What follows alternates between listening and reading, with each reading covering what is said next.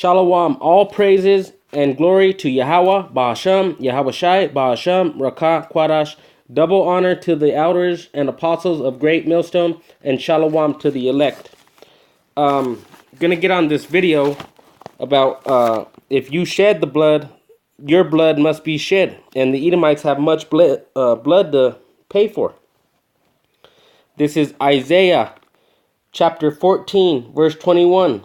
Prepare slaughter for his children, for the iniquity of their fathers, that they do not rise, nor possess the land, nor fill the face of the world with cities.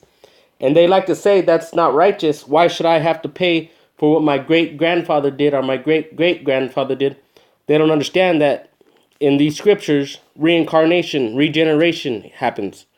The Lord hates the ones that hate him to the third and fourth generation, because those are the same people in the third and fourth generations ago.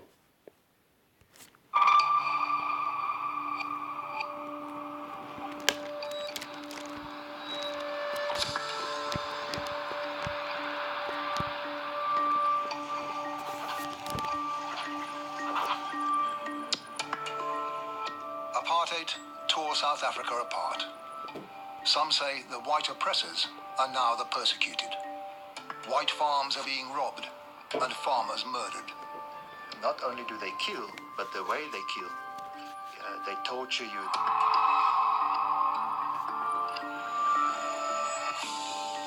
The government says they're crimes like any other, in a society where poverty breeds violence.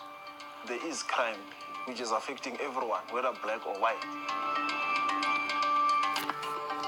Their victims claim that behind the farm attacks is racial hatred, stirred up by politicians.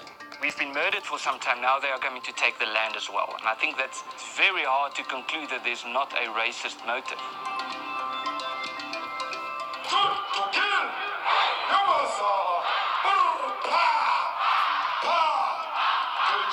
This is hate. This is political hate. You must say enough is enough. We are taking the future into our own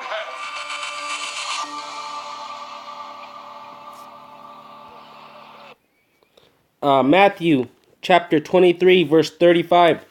That upon you may come all the righteous blood shed upon the earth, from the blood of the righteous Abel unto the blood of Zacharias, son of Barachias, whom ye slew between the temple and the altar.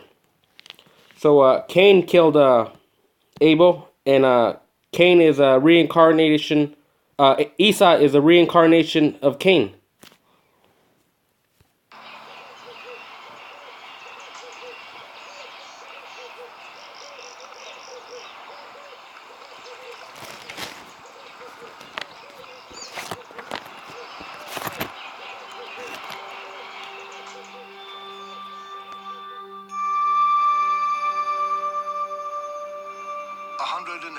Years ago, Afrikaner farmers, the Boers, crossed the Vaal River with their ox wagons and flocks.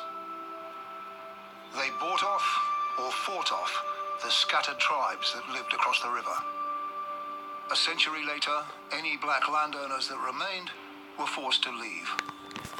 Under the policy of apartheid, the only blacks who were allowed to live here were workers on the white men's farms or in the white men's mines.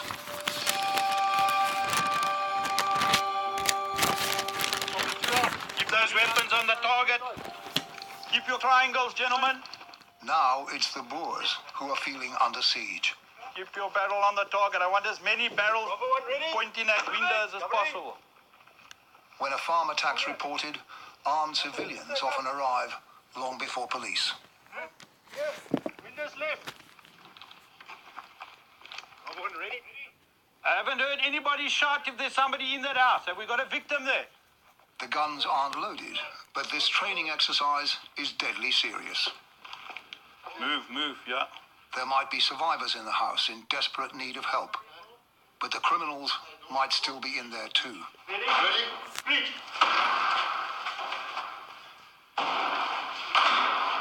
Okay, gents, what you did here was better than when you were coming through that door. Trevor Roberts' security company, Conserve, used to specialize in guarding wildlife against poachers. You guys are coming around and you're tending to turn the weapon. Now, deterring and responding to violent robberies on isolated farms is his company's core business. As little of your body being shown as possible. A gun battle, he says, is the last thing he wants his volunteers to face. So it's there, and then move, move, move. The ideal situation is to rather get the perpetrators out of the house and into the fields. So you'd rather scare them away? Rather scare them away and run, and our objective is to save a life, and that would be the victim. Genesis chapter 4, verse 8. And Cain talked with Abel, his brother. And it came to pass, when they were in the field, that Cain rose up against Abel, his brother, and slew him. And Cain is the evil brother, and Abel is the righteous brother. Cain is Esau reincarnated. An hour's drive southwest of Muldersdrift, on the maize fields around Fockville, on May the 13th this year, nobody was scared away, and nobody's life was saved.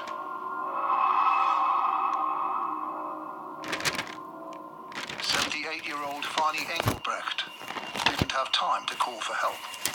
When Fani and his wife Colleen didn't show up for Mother's Day lunch, his son Johan strolled 300 meters up the track to his parents' house to investigate. When I came here, my dad's vehicle was standing here, like he was already back from church, nothing unusual. And I went into the house. As I entered into the wall here, there was a lot of blood lying on the floor here. And I immediately realized that something is wrong. This is the door that actually broke down to get to her study. And I found them lying there, tied together, next to each other. Right here, tied together. Yeah, they were tied. My dad was lying on his back. My mother was lying face down, hands tied behind her back. My dad had a big gaping hole like the size of a golf ball in his throat. There was a pool of blood here all over. When I touched him, he was cold already. My mother was lying face down, but she was still hot. But I couldn't feel a pulse. Their throats were slit. They were tortured here. I found a iron cord around my mother's neck. She was obviously, they tortured her. And yeah. Why do you think they would have done that? I think they wanted the keys for the safes. They wanted the keys for the vehicles, you know, and they tortured them to get that information out of them. And then they killed them anyway. And then they killed them, yeah, when they died. Revelation chapter 13, verse 10. He that leadeth into captivity shall go into captivity. He that killeth with the sword must be killed with the sword. Here is the patience and the faith of the saints. See, these Edomites, especially here in America, they think they're going to get away with what they've done to Jake, so-called Negroes, Latinos, and Native Americans.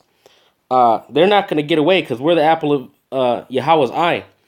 And everything they done to us is going to be done to them times 2. My dad always said, it's not if, it's when. Yeah, he knew it's coming. We all know it's coming. It's just a question of when. When Johan called his wife Sua to tell her the grim news, she could barely speak to their daughter Tessa. My ma het nie woorde gehad nie, want ek het haar gevra, "Mamma, wat gaan aan? Sê my wat gaan aan," want sy het so geruk toe my pa haar bel dat sy nie kon praat nie. En al wat sy kon uitkry is oupa, ouma vermoor. En ek het in mekaar ingesak, ek het gehuil en ek het nie geweet wat om te doen nie. Ek was baie naby aan hulle en hulle was albei wonderlike, sagte mense, kinders van die Here. Aren't you frightened to live here? Ek het nogal, ek weet nie, as ek kamer toe gaan dit my laaste dag wees nie. Ek weet nie of ek dalk weer gaan opstaan nie. En hierdie drade gaan nou seker hier inkom. Belatedly, with the help of his neighbour, Johan Engelbrecht is installing electrified security fences around his farmhouse, mainly to assuage the fears of his wife and daughter. I'm doing it because it might make them feel safe. But I know for sure that if they want you, they will get you outside. You can build a prison around your house, but at some point you have to leave that prison and go out and farm. And that's where they get you. In Australia, a double murder on a farm would be headline news for days. Not in South Africa. It's just too common an event.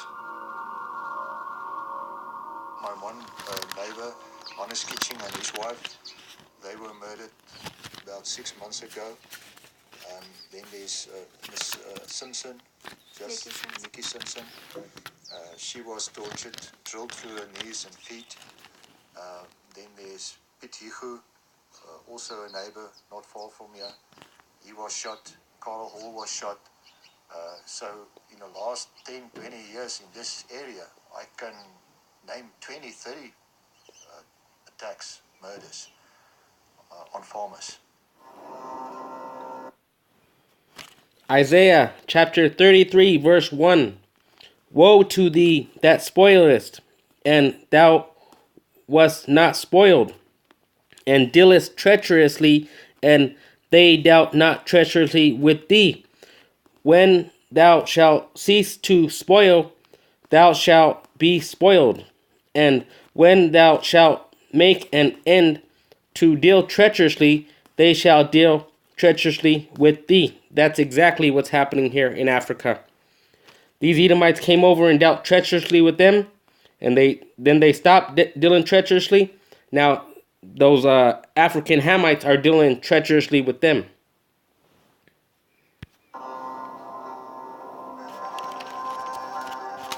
Glasmoeder is Afrikaans for farm murders. On a hillside in Limpopo province, a private landowner has planted more than 2,000 crosses. Each one represents an individual murdered in a farm attack since 1994. 75 more crosses were added last year, but that figure is controversial.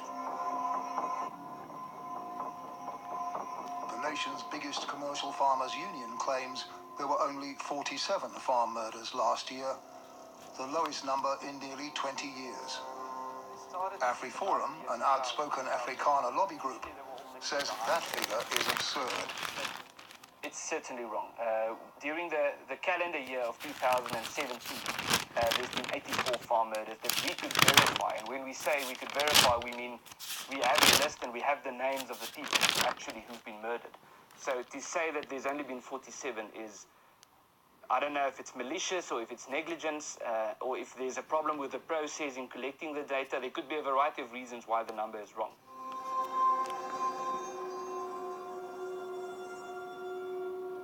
Whether farm murders last year numbered 47 or 75 or 84, they're dwarfed by the total number of people killed in one of the most violent societies on earth.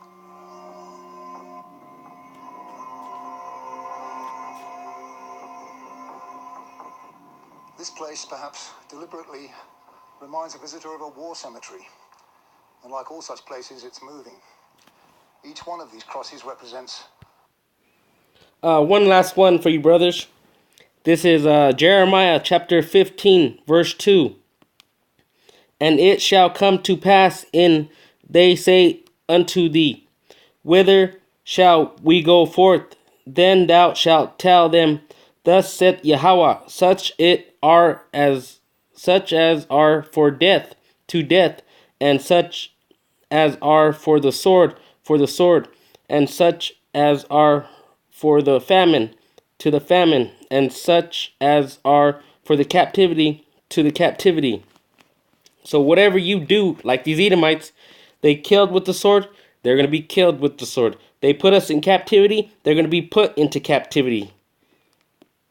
And with that, brothers, I'm going to say shalom.